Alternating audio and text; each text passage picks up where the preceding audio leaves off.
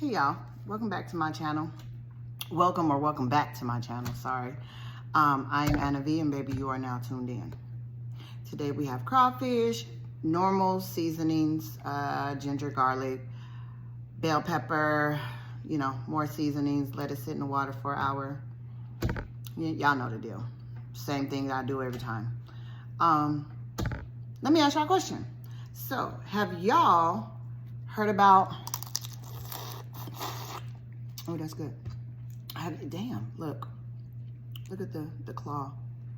Have y'all heard about the Idaho, the student Idaho deleted, the 4 people that was deleted? Let's talk about it real quick.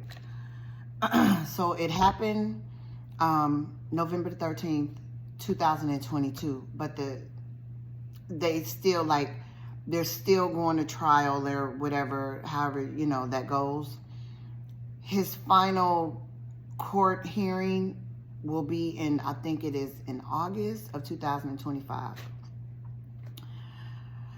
So, oh my God, listen, let me say something. This one is really sad. Like, it's sad and it's heartbreaking, and I've had to restart this video. Child, you don't see no steam coming from the crawfish. That's how many times I've had to restart this video because it's messing my brain up, right? So I'm gonna try to get through it this time because I am hungry. I'm hungry, but it has me kind of shook and confused. Okay, so 4 victims. I'm gonna try to do, because I have notes here, okay? So it was Maddie, Ethan, Xana, and Kaylee, right? So, and the alleged person that's supposed to did this, his name was Brian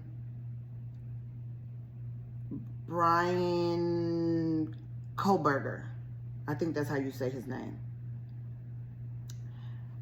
All right, so Brian was a 28-year-old college teacher's assistant in Washington State. Now, the victims went to Idaho State, which was 8.5 miles difference apart from each other. See, and here I go again. I'm getting stuck because it's a lot. There's a lot to this story. So let me just tell you what they were saying. So the night, November 2022, he went into the house. He went through the sliding door, through the kitchen, right? So the sliding door was right to the kitchen, but he didn't grab the knife. He stabbed them to death, but he did it with a knife that he brought himself. Now, it's a Ka-Bar knife, Ka-Bar, and it's I guess, it's a hunting knife. And now remember, he is he's studying for criminology and forensics. And so this is something that he studies. Like, he was good at, he was like top of his class. So the first victim's room that he went to, I believe her name was Maddie. So from what they say, she got it the worst. They don't know if Maddie was the intended victim, and the rest was just like collateral damage, because he didn't know that they was gonna be there, or he didn't care whether they was there or not, but he was going after her. Mind you, this was the party house. Police had been called to this house a few times before, just for noise, just for excessive noise complaints. And I'm supposed to be eating. And so anyway,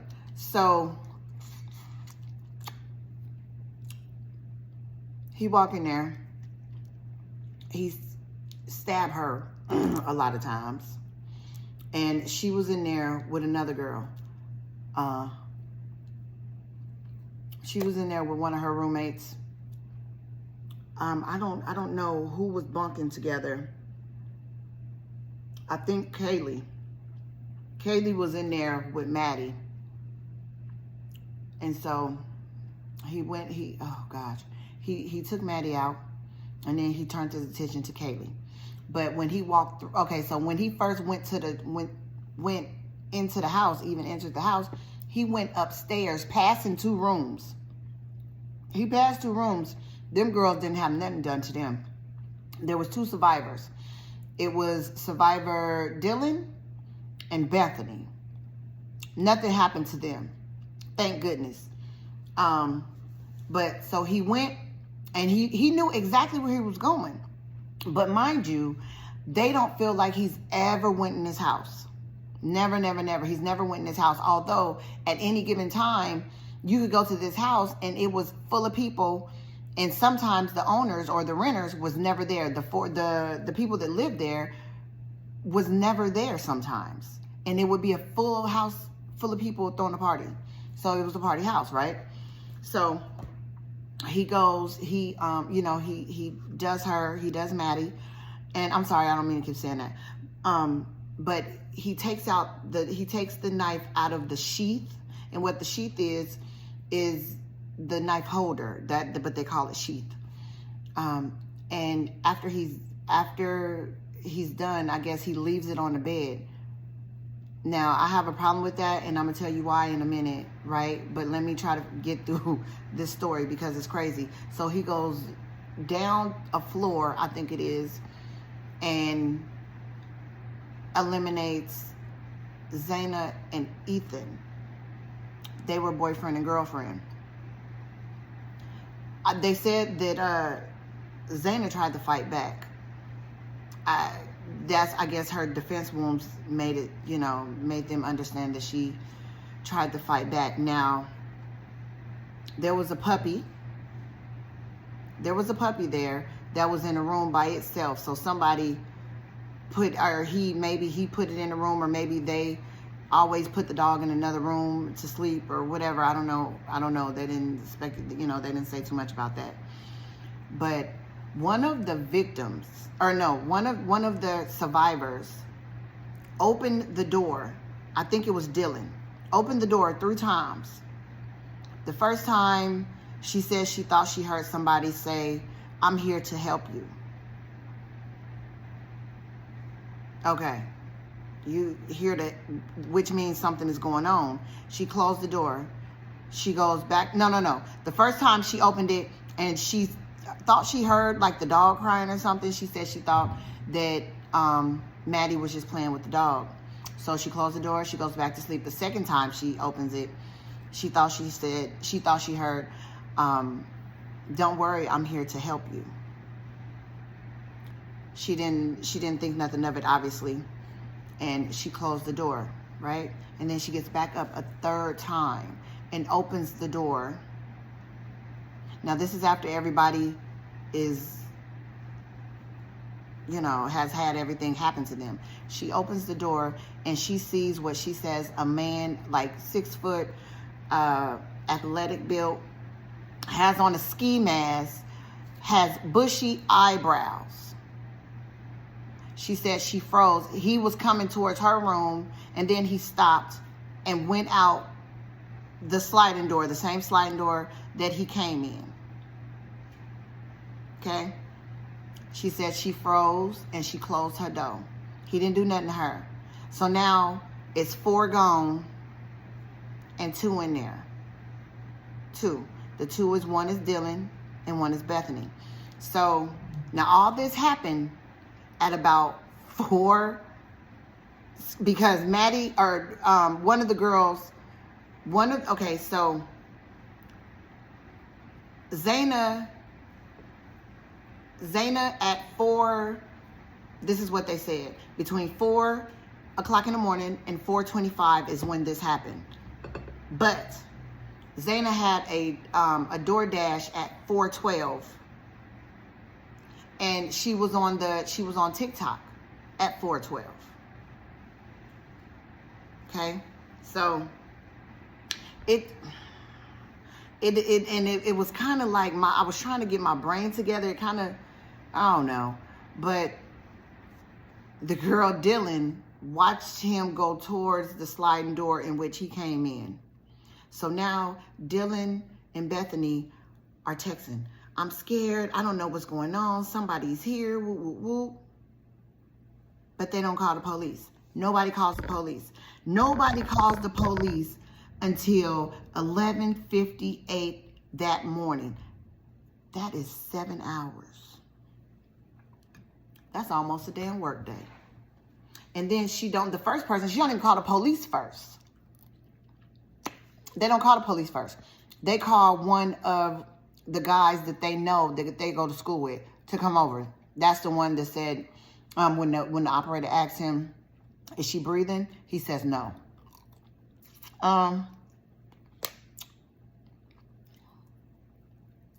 It was weird to me. I don't know, but that was weird to me, because if you see somebody at 4 o'clock in the morning, although it's a party house, right? Although people are always there, but if you could, I feel like even when you don't know that something is going on, you can feel it. She obviously felt something, because she got up at 4 o'clock in the morning 3 times.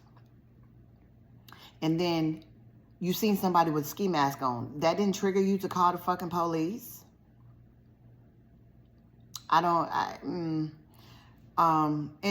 listen, in no way, shape, or form am I blaming anybody besides the person that did it. I'm just saying, to me, and maybe I don't have all the facts, but to me, and I'm going off of what they said on the TV, to me, it's weird, because they showed the text of the girl saying, hey, run to my room, just be really quiet, all these things. Yeah. I would be scared too. I've never been in that situation, so I don't know, I don't know what I would do. I just feel like 7-8 hours later, you call the police, and then you call a friend before you call the police is that is weird to me. It's just giving, he probably did it, but y'all need to bring in some big dogs for this case, because this little bitty town, like I said, is a population of 2,000 or 2,500 to 30,000 people. 25,000 to 30,000 people, sorry. Before this deletion, there was another deletion 7 years prior. So the law enforcement there may have not been equipped or very knowledgeable about some of the things that they were supposed to do, or, I don't know. Because a lot of people, a lot of states have deletions like constantly, all the time. So they kind of know what to look for, and this and this and this. But maybe it was a smaller town, and, they don't have to deal with stuff like this too much. So they miss certain things. Now, I don't know if they looked into the Uber driver or the dasher, because they didn't say if they looked into it. It was real like, okay, yeah, we seen where, she had a Uber, a delivery, and I guess maybe they looked into him, and then they just said that they cleared him.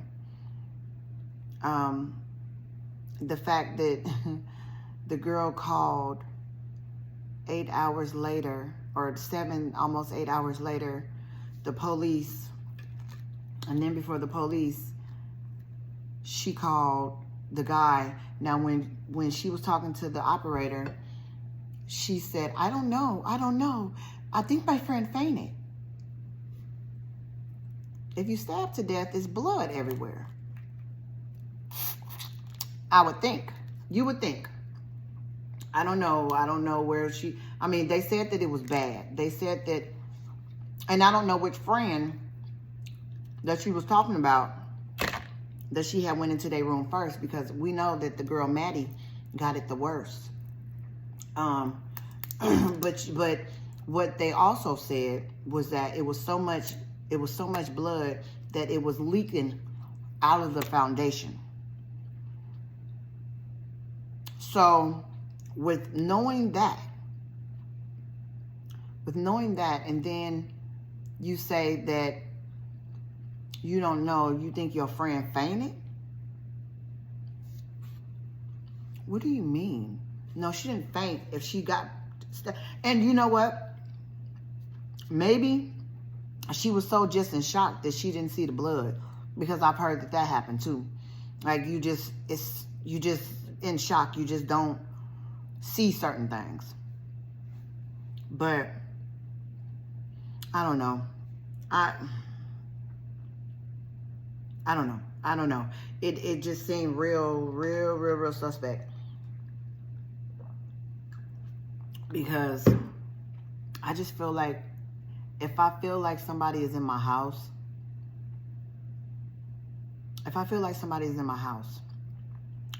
but these kids, they were kids, right? They were like 20 and 21. And the girl Kaylee, poor baby, she had moved out the house. The only reason why she came back was to show her best friend Maddie that she had just bought a Range Rover. She had just bought herself a Range Rover with her money. You know, she was trying to show how good she was doing, which, that's good. And it was so sad. When I seen the text of the two survivors texting each other, and then they called late, like, did you see this masked man in your house and then go back to sleep? I don't think I could have went back to sleep. And then she, where she said I think she fainted. No. What the hell is, what? Like, which friend did she see that she thought that it was one of the girls? It was one of the three of the girls. And all of them, they said, was brutally, hit. Boom, boom, boom, boom, boom. Like, so that confused the hell out of me. And this story, I know this story is probably everywhere, because in my brain, there's just certain things that I don't understand about this story. And let me say this. I don't mean any harm or any disrespect to any of the victims' family nor friends, even the survivors. It is not my intention to disrespect anybody or to make anybody feel sad or mad at the words that I'm saying. It's just, and I don't even know if I have the correct story, just because this is just what they put out there. This is what the Crime of Passion, I think it was, the channel, this is what they put out there. So they could have stitched some stuff together and just made it seem real crazy. And okay, so Brian, he pled guilty of all 4 deletions. He does go to like the last trial hearing, or the sentencing, in August, I want to say. But because he pled guilty, he don't have to tell his story. They will never find out why he did it, how he did it, what drove him to do it, because he doesn't have to say anything, because he's like, I guess once you say I'm guilty, I'm guilty. Now, a lot of people feel a way about that. Some of the victims' family feel like justice is served because he'll never get out. And then some of the other half of it feels like, no, we want to know what happened. You need to make him tell us what happened and why did he choose this house on this day, and what, what was his problem? Why did he do these things?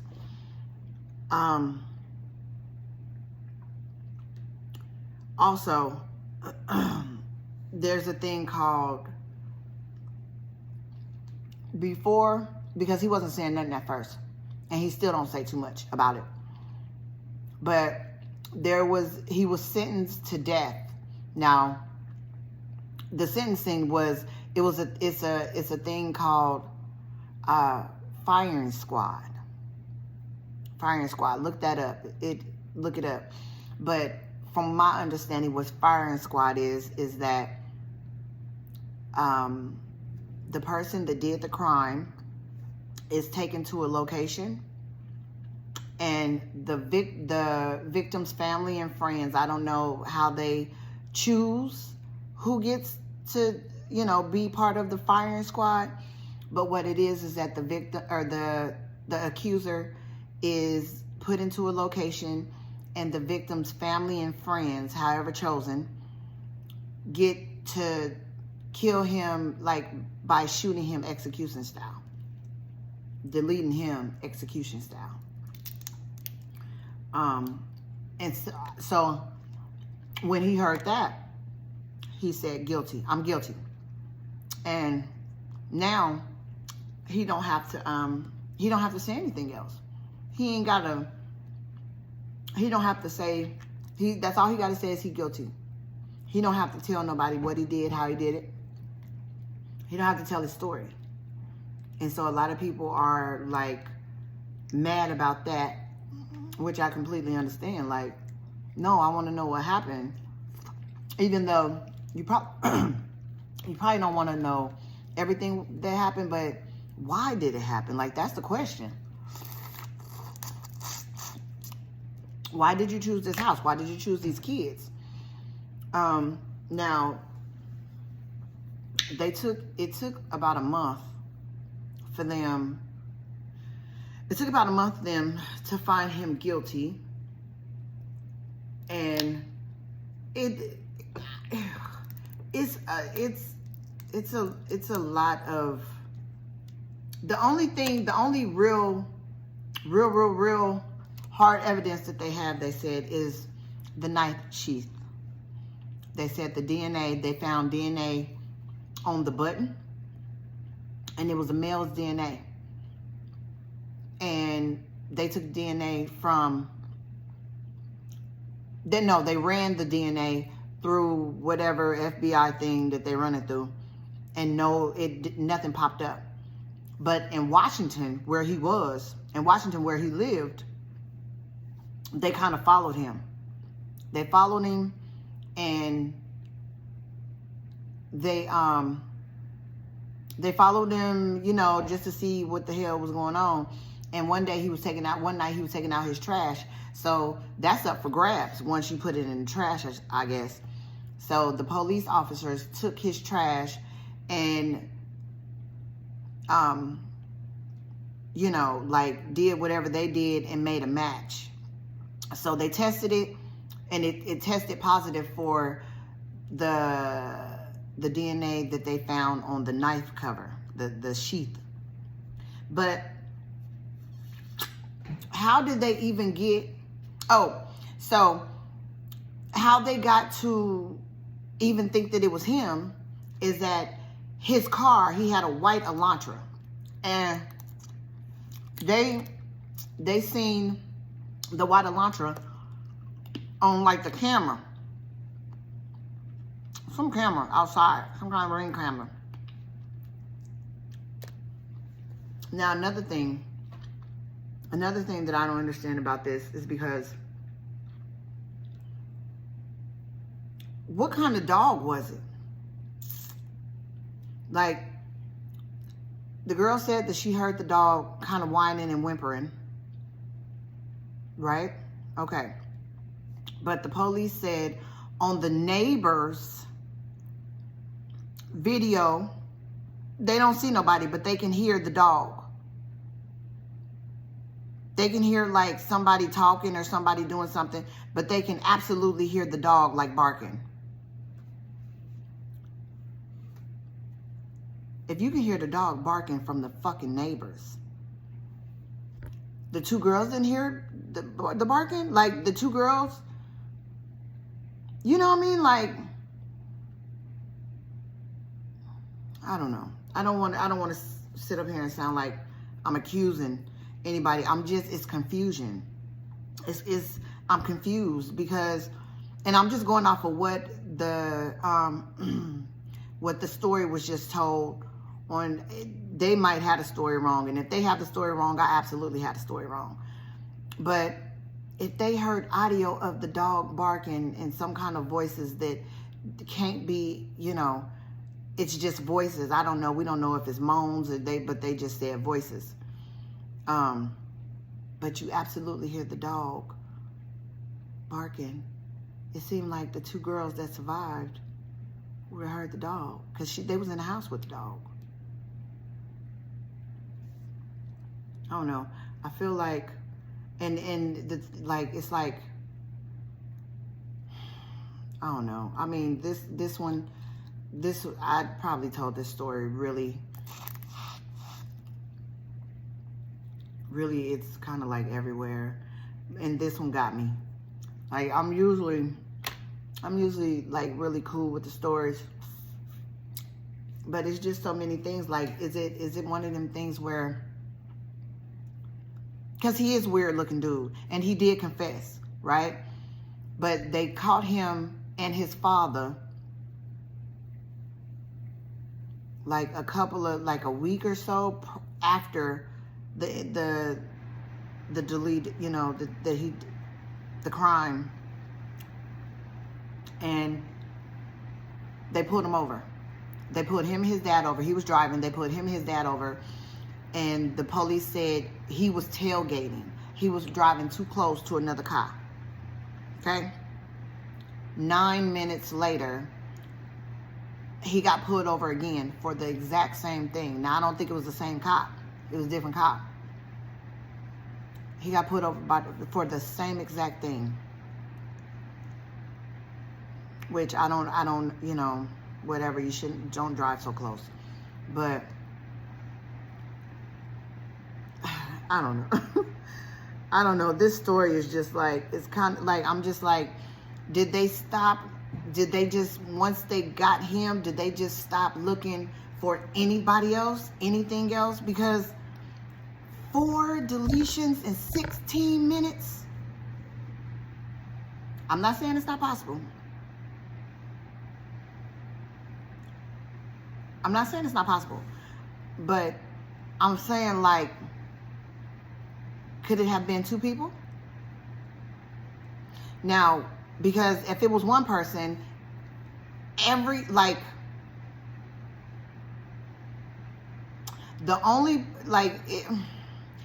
somebody should have, so the only person that should not have nobody else's blood somewhere in the victims is the first one.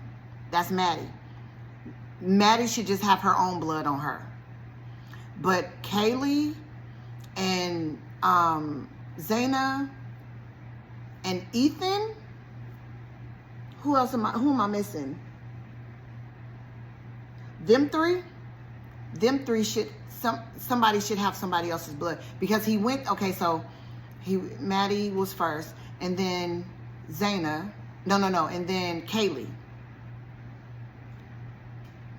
Kaylee should have Maddie's blood in her because he already did them.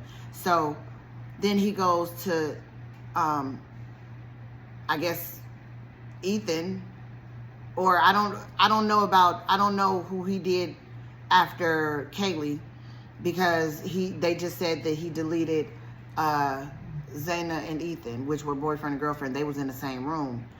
But if it's not showing that, though, that last one has all 3 blood, the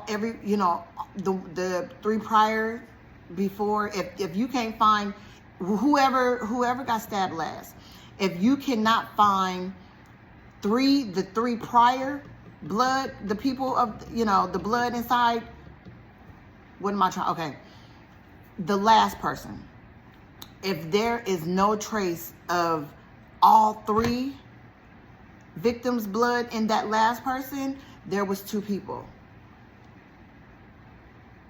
Do you guys get what I'm saying?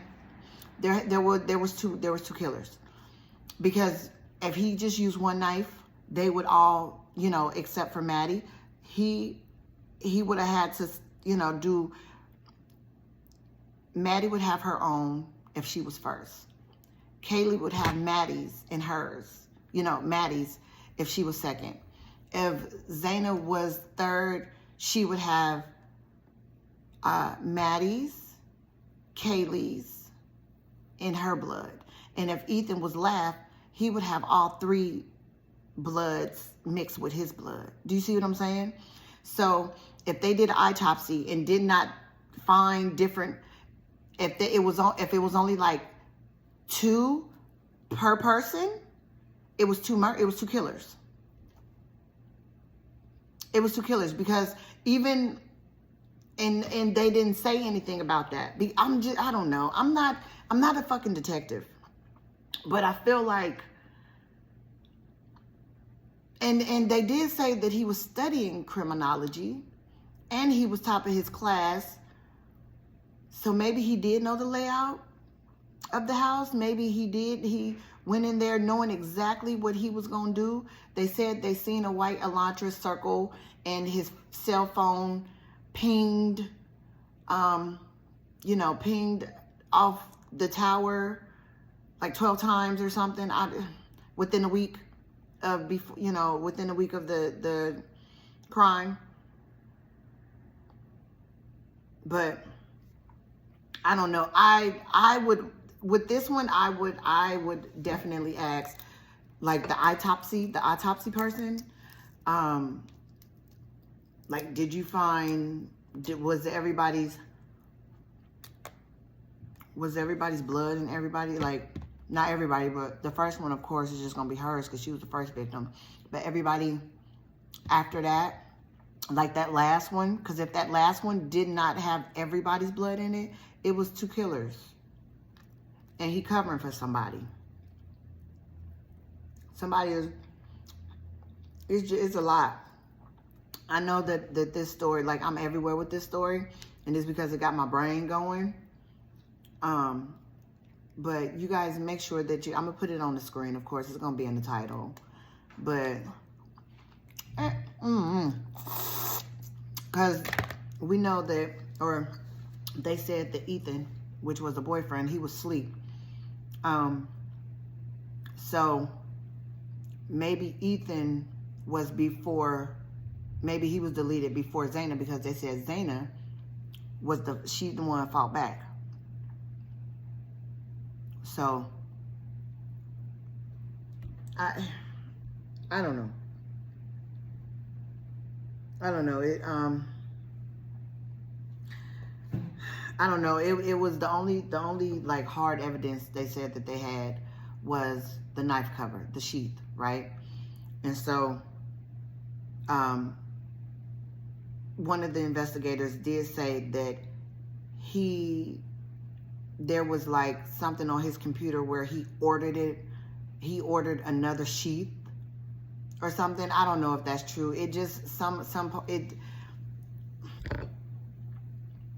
it kind of seems like if you studied and you was top of your fucking class at, you know, at whatever college in criminology, you would be smart enough to not leave the knife cover, right? But at the same time, it's like, if this was his first time, maybe he got startled, maybe he, you know, maybe he wasn't expecting the other girl to be there. But knowing that this is a party house and you have your goddamn on cell phone then pinged from the tower closest to that residence 12 times, and they was known to have parties at that house, why wouldn't you know that it's multiple people? Mind you, this is a home where the students lived. So there's more than one student. There's like 6 or 7 students live there.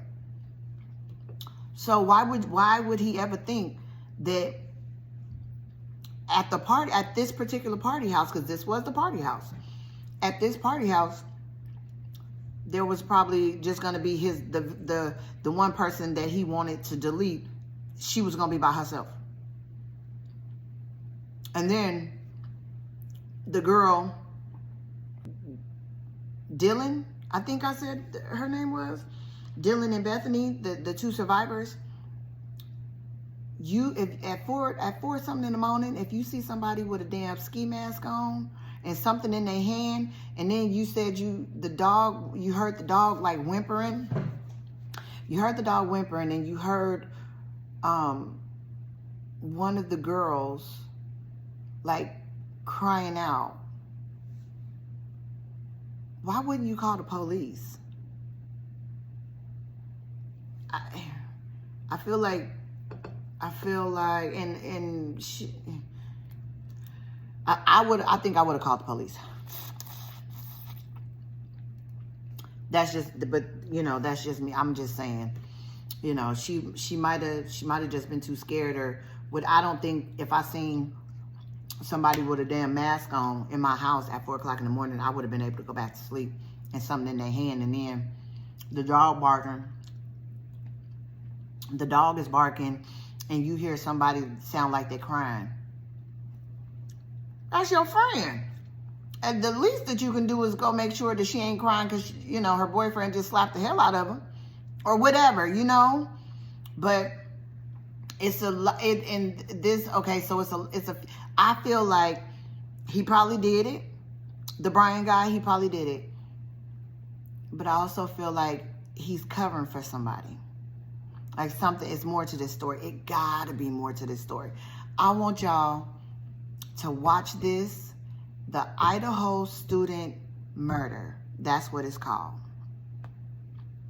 Please somebody watch this and tell me I'm not crazy. Tell me I'm not crazy. Because it's a lot of things like 7 to 8 hours. That's when you call the police. After you've seen and heard things that are not normal. It's not normal.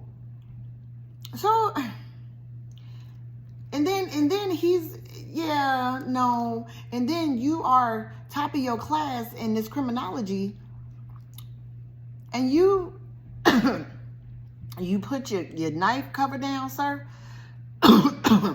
He could have, he could just be stupid. He seemed like somebody that could have absolutely did it. Now, I ain't saying that he didn't do it. I ain't saying that at all. He seemed like he's somebody that could have did it. Plus, he was like, apparently obsessed with Ted Bundy and all these different murderers. But he wanted to know how they think and ask questions about, well, how did you feel when you did that murder? Or, you did that, deletion and whatever. So, I'm not saying he didn't do it. I think, I just feel like there's more to this story that needs to be looked into. Definitely. But this story was everywhere. I apologize. I don't mean to offend anybody. I'm not saying anything was anybody's fault besides the horrible person that did it, which he said that he did it. And that's probably just for him. If he is covering for somebody, he don't have to say what. He don't have to say nothing. He don't have to tell his story. He's not going to be put on the stand and, cross-examined or nothing. He just said he was guilty. I'm guilty and I'm just going to do my time. I feel like it's more to it. I feel like it's more to that. That's just my thought. It's my opinion. It's my opinion. He was arrested 6 weeks after the murder. He was arrested 6 weeks after the crime.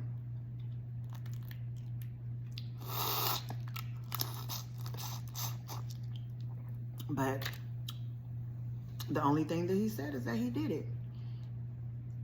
And that ain't good enough for me.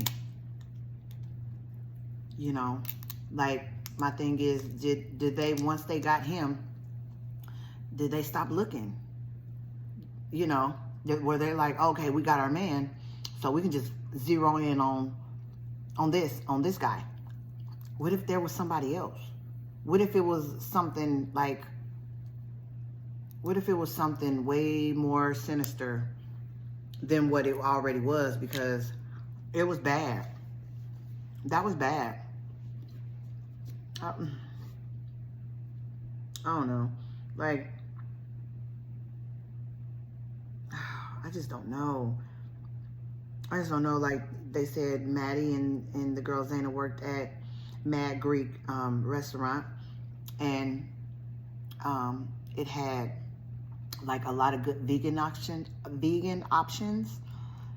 And the Brian guy was vegan, because they can't see where, like, they didn't run the same crowd. They didn't know each other. They didn't do nothing. So they, you know, everybody's questions is why? Why did he do this? Or what made you target them? Why did you target them? Why? What were they? Who was the target? I don't know, girl.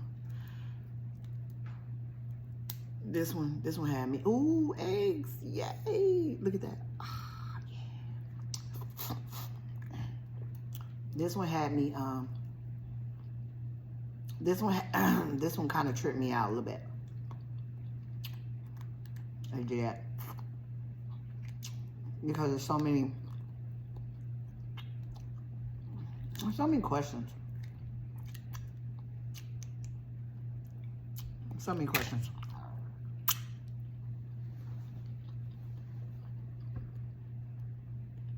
Who are you covering for, sir? And the 8 hours going by, shit, rigor was starting to set in after the police got there. Had to be. And then you got, like, what? Yeah, okay, so Dylan and Bethany, oh my goodness, I hate when that happens. Dylan and Bethany was texting each other, saying, something ain't right. I just heard a noise, something ain't right. But in the text, from as far as I know, the girl Dylan never told Bethany, hey, I just seen somebody, like texting, I just seen somebody, something ain't right, girl, call the police. Nothing. They waited. I guess, I don't know if they made it to each other. But, y'all see that? I hit myself in the eye with the juice. I don't know if they made it to each other ever, but they was definitely they was texting back and forth. That's what the people said. They was texting back and forth, saying that they scared, something ain't right, something is going on, whatever. I don't know. This story kind of exhausted me because I was trying to figure it out. And me, I feel like it's more to it. I feel like, oh God, here come the dogs. I feel like it's more to it. I feel like, hi. I feel like he's covering for somebody. Somebody else in this story. And hopefully, they're all right. Hopefully, they get down to it. I'm gonna watch this one. And because the last time that I said that I was gonna follow the case, but I probably wasn't gonna get back on here and tell it the last story that I told. But this one, I am. Especially, well, there's really nothing to tell besides when they sentence him. They're gonna sentence him in August, and that's gonna be that. It's gonna be over as far as that. So I might not even have to get back on here and say nothing, but I don't know. Ooh, another one with eggs, y'all. Look at that. But yeah, so I'm gonna finish my I'm gonna finish eating these because I can't. Sometimes I've been talking so dang on much. I don't be eating, and then I'll be hungry. But look at that. But yeah, I'm gonna sit here and eat the rest of these, or some of them, and toss this around in my head because I cannot. Something just ain't sitting well. Something ain't sitting right. Because they never found a knife. They never found the knife. They just found the cover of the knife, the sheath. So, and that's how they got the DNA that was on the button and then matched it with Brian Kohlberger. Ain't that his name? Yeah, Kohlberger.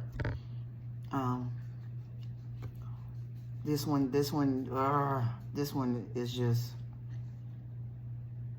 he could have did it himself. I can be completely wrong, in my opinion of what's, what's been happening, what's been transpired. But I feel like, did they look at the dad of Brian? Did they look at the driver, with the DoorDash driver? Which I think that they said that they looked at him real quick and he wasn't a suspect, so they cleared him. But yeah, I don't know. I if he did it,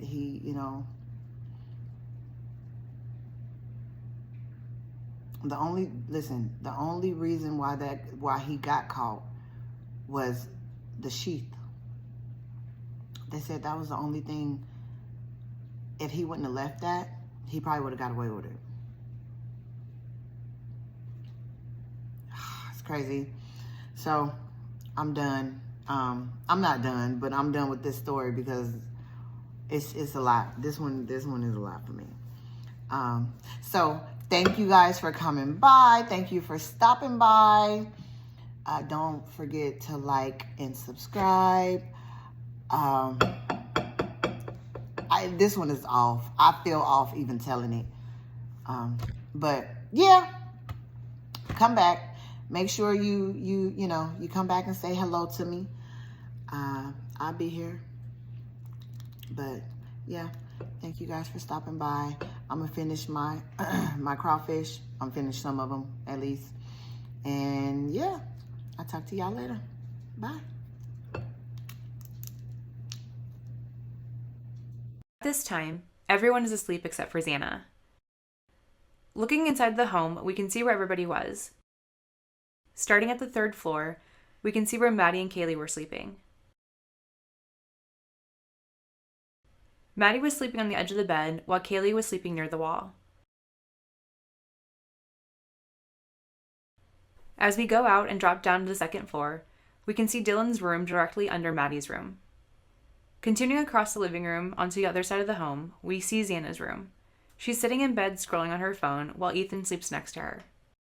Minutes ago, she had just finished ordering DoorDash and has all the lights on while she waits. The last roommate to mention is Beth, whose room is on the 1st floor, directly below the living room. As most of them all sleep, Kohlberger pulls into the neighborhood for the first time this night at precisely 3:30 a.m. We know this due to a home security camera that captures the intersection and records the